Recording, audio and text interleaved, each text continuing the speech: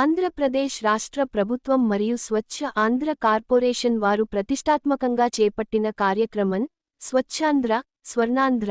ఈ కార్యక్రమాన్ని ప్రతి నెల 3వ శనివారం నిర్వహించడం జరిగిందని, ఇందులో భాగంగా ఏప్రిల్ నెల 3వ శనివారం థీమ్ జలధార జలహారతి అవగాహన కార్యక్రమాన్ని ప్రభుత్వ చీఫ్ విప్ శాసనసభ్యులు జీవి ఆంజనేయులు అధ్యక్షతన వెల్లటూరు రోడ్డులోని నారాయణ పాఠశాలలో ఏర్పాటు చేశారు.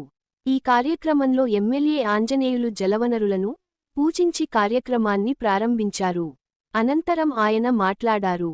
అదేవిధంగా స్వచ్ఛ సర్వేక్షణలో వినుకొండ పురపాలక సంఘం ప్రథమ ర్యాంకు సాధించేలా ప్రతి ఒక్కరూ కృషి చేయాలని, ముఖ్యంగా ప్లాస్టిక్ వాడకాన్ని పూర్తిగా అరికట్టాలని కోరారు. పట్టణ ప్రజలు మరియు వ్యాపారస్తులు ప్లాస్టిక్ రహిత వినుకొండ కోసం సహకరించాలని, చెత్తను రోడ్లపై, ఖాళీ ప్రదేశాల్లో పడేయకుండా, తద్వారా విజువల్లీ క్లీన్ వినుకొండ ను సాధించాలని తెలిపారు.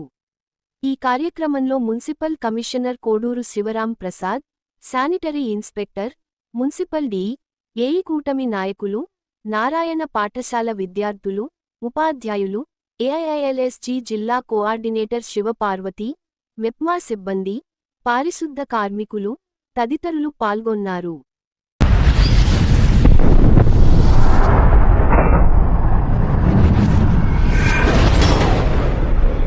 అందరికీ నమస్కారం. పారిశుద్ధ్య కార్మికులకు, కార్యక్రమంలో పాల్గొన్నటువంటి యువతకు, మహిళలకు, పాత్రికేయ మిత్రులు, జర్నలిస్ట్ సోదరులందరికీ పేరు పేరున హృదయపూర్వక అభినందనలు, ప్రత్యేక నమస్కారం.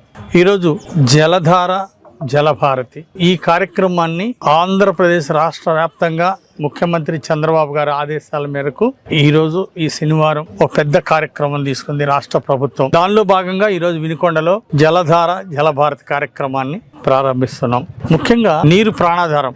నీరు ఎక్కడుంటే అక్కడ అభివృద్ధి ఉంటుంది. నీరుంటే పండ్ల తోటలు పండించవచ్చు, కూరగాయలు పండించవచ్చు, ఆర్థిక ప్రగతి సాధించవచ్చు. 2014-19లో ఆనాడు ముఖ్యమంత్రి చంద్రబాబు గారు ఎన్డీఏ ప్రభుత్వంలో నీరు చెట్టు కార్యక్రమాన్ని, ఇంకుడు గుంతల కార్యక్రమాన్ని పెద్ద ఎత్తున రాష్ట్రంలో దేశంలోనే నంబర్ 1 గా చేయడం జరిగింది. అందువల్లనే రాష్ట్రంలో భూగర్భ జలాలు పెరగటం ఎంతో సంతోషించదగ్గ విషయం. అయితే ఇంకా భూగర్భ జలాలు పెంచాల్సినటువంటి ఆవశ్యకత చాలా ఉంది. అందుకోసమే ఈ కార్యక్రమాన్ని నిరంతరం కొనసాగించాల్సినటువంటి అవసరం ఉంది. అందుకే ఈరోజు భూగర్భ జలాలు పెరగటం వలన బోరుల్లోకి నీళ్లు వస్తున్నాయి, చెరువుల్లోకి నీళ్లు వస్తున్నాయి, కుంటల్లో నీళ్లు నింపుకోవటం ద్వారా, వర్షపు నీళ్లు ఒడిచి పట్టుకోవటం ద్వారా వాటిని పంటలు పండించుకోవడానికి, త్రాగునీరు, సాగునీరుకి ఎంతో ఉపయోగించి ఎంతో ప్రగతి సాధించడానికి అవకాశం ఉంది. అందుకే ఈరోజు ప్రభుత్వం పెద్ద ఎత్తున ముఖ్యమంత్రి చంద్రబాబు గారు దీన్ని ప్రోత్సహించడం జరుగుతూ ఉంది. దీంట్లో ప్రజలందరూ కూడా భాగస్వామ్యం అవ్వాల్సినటువంటి అవసరం ఉంది.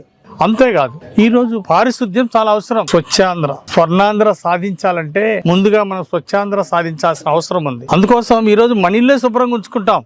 మన ఇల్లు ఒక్కటే కాదు, మన వీధి, అలాగే మన పట్టణం అంతా. మన ఇల్లు ఎలా అయితే శుభ్రంగా ఉంచుకుంటామో అలాగే మన వీధి, మన పట్టణం అంతా శుభ్రంగా ఉంటే, పరిశుభ్రత ఉంటే ఆరోగ్యం వస్తుంది, దోమలు తగ్గిపోతాయి, అంటువ్యాధులు తగ్గిపోతాయి. అందుకనే ఈరోజు పారిశుద్ధ్యం, పరిశుభ్రత అనేది ప్రతి ఒక్కరి బాధ్యత. యువత, మహిళలు, ప్రతి ఒక్క పౌరుడు ఈ స్వచ్ఛాంధ్ర కార్యక్రమం తీర్చిదిద్దటంలో భాగస్వామ్యం అవ్వాలని కోరుతా ఉన్నా. ముఖ్యమంత్రి గారు ఇచ్చినటువంటి వారి యొక్క సందేశం, వారి యొక్క ఆశయం ప్రకారం స్వర్ణాంధ్ర సాధించాలంటే స్వచ్ఛాంధ్ర సాధించాల్సిన అవసరం ఉంది. దీంట్లో యువత, మహిళలు అందరూ కూడా భాగస్వామ్యం అవ్వాలని పిలిపిస్తున్నాం.